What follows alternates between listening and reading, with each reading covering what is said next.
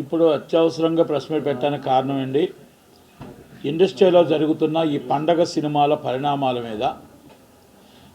అంటే ఏ సినిమాకి ఏ థియేటర్స్, అసలు ఎవరి దగ్గర ఎన్ని థియేటర్లు ఉన్నాయి, ఎలాగున్నాయి అని దాని మీద మొన్న ఛాంబర్లో ఒక మీటింగ్ జరిగింది. ఆ మీటింగ్లో పెద్దలు దిల్ రాజు గారు, పెద్దలు అందరూ కూర్చున్నారు. తెలంగాణ ఛాంబర్ ప్రెసిడెంట్ సునీల్ గారు, మన Telugu film chamber president Dil Raju garu, ఇక అలాగే ప్రసన్న కుమార్ గారు, దాము గారు, అలాగే తెలంగాణ అనుపమ్ రెడ్డి గారు, అందరూ మొత్తం అంటారు. నేను కూడా ఫోటోలు అంతా కూడా చూసాం.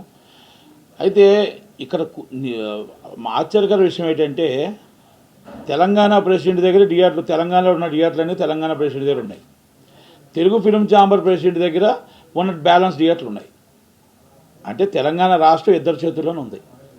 తెలంగాణ రాష్ట్రం, ఈ రాష్ట్రం తెలుగు సినిమా ఇండస్ట్రీ ఈ ఇద్దరి చేతుల్లోనే ఉంది. ఇక్కడ డిస్ట్రిబ్యూటర్ ఎవరంటే మొత్తం టోటల్ అన్ని సినిమాలు కూడా 3 సినిమాలు, ఆశ్చర్యకర విషయం 3 సినిమాలు కూడా దిల్ రాజు గారు ఆపేసాయి.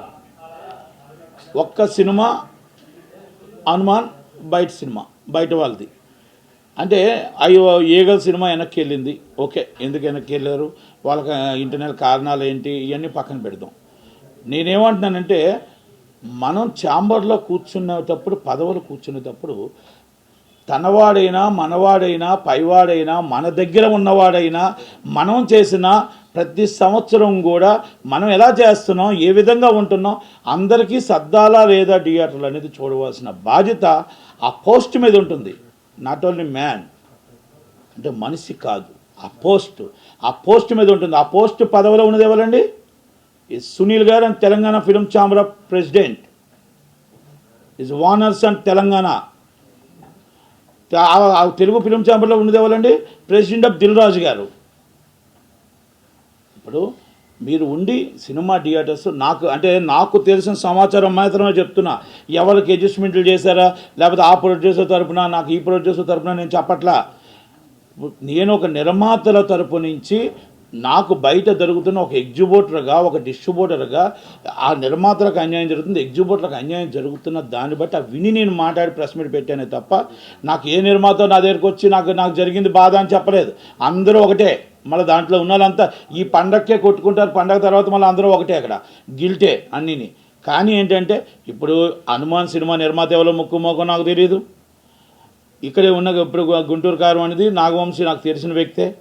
అలాగే నా స్వామి రంగా చిత్తూరు సీన్ అని అంటారు, ఆయన నాకు పరిచయం లేదు. కానీ మరి నాగార్జున గారి ఫ్యామిలీ, అలాగే సైందువ వెంకటేష్ గారి దగ్గుబాటి గారి ఫ్యామిలీ, నేను బోయినపల్లి వెంకట్. అంటే నేనేమంటున్నానంటే, మనం హీరోలను చూసి, హీరోయిజాన్ని చూసి, సినిమా మొత్తం టోటల్గా క్యాస్టింగ్లు చూసి సినిమా థియేటర్లు ఇవ్వండి, తప్పలేదు, నేనేం కాదని చెప్పట్లేదు. బడ్జెట్ చూసి పెట్టండి. మా బడ్జెట్ ఎంత, మన సినిమా ఎంత, అలా చూసుకునేటట్టయితే మరి హనుమాన్ కూడా ఎన్ని కోట్ల బడ్జెట్ ఉంది, చిన్న సినిమా ఎలాగవుతుంది? కాదు కదా. కనుక నేనేమంటున్నానంటే, మీకు 12వ తారీఖు సినిమా రిలీజ్ అయింది, గుంటూరు కారం, ఎస్, హనుమాన్ 2 సినిమాలు రిలీజ్ ఉన్నాయి. గుంటూరు కారంకి 80% ఇవ్వండి, లేకపోతే 70% ఇవ్వండి, 30% 20% వీళ్ళకి థియేటర్లు ఇవ్వండి.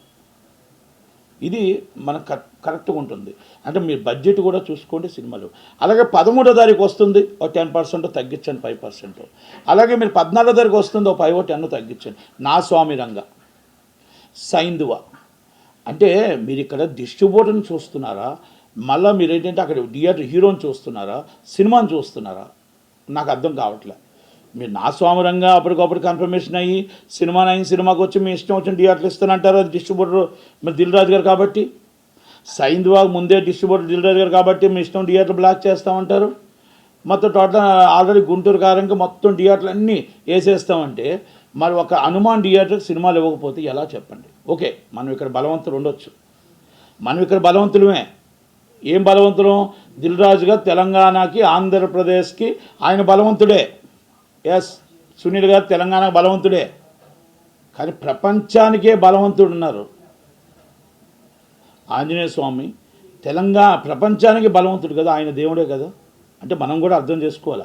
ఈరోజు దీని అర్థం ఎందుకు ఈ మాట అనాల్సి వచ్చిందంటే, ఈరోజు మనం చేయొచ్చు, కానీ ఆ సినిమా అనేది హిట్ కొట్టిన తర్వాత మళ్ళీ ఈ థియేటర్స్ అంతా కూడా మనం అక్కడికే రావాలి. అంటే దీని అర్థం ఏంటంటే ఎక్కడ ఎన్ని చేసినా ఏం చేసినా మళ్ళీ దేవుడి దగ్గరికి రావాల్సిందే అనేది మీకు సారాంశం.